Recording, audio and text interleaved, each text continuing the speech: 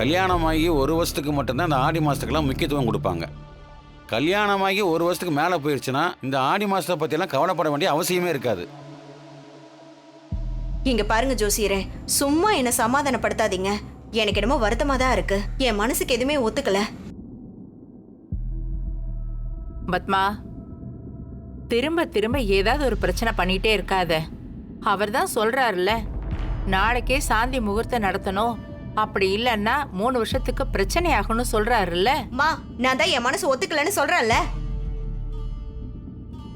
அத்த, இவ இப்படித்தான் ஏதாவது சொல்லிக்கிட்டு இருப்பா, நீங்க பேசாம இருங்க. மச்சான், இது அப்படி இல்ல. அவ மனசுல ஏதோ உறுத்தல் இருக்கு. அவ சீனோட அம்மா இல்லையா? அவ விஷயத்தையும் நாம புரிஞ்சுக்கணும். ஐயா, ஆடி மாசத்துல சாந்தி முகூர்த்தம் வச்சுக்கிறதுனால எந்த பிரச்சனையும் வராம இருக்கிறதுக்கு ஏதாவது பரிகாரம் இருக்கா? பார்த்து சொல்லு. சரிங்க ஐயா.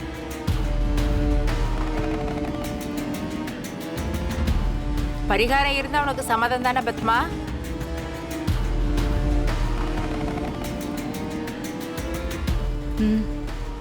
சொல்லுடி. எனக்கு சம்மதம் தாம்மா.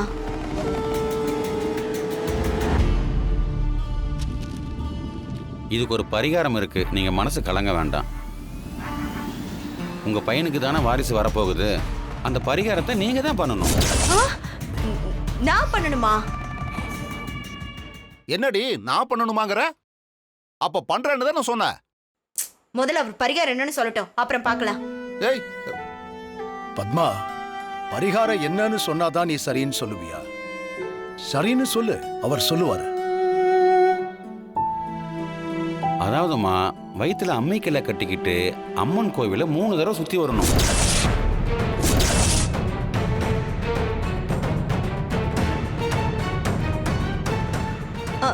என்னது? வயிற்றுல அம்மிக்கல்லை கட்டிட்டு சுத்தி வரணுமா?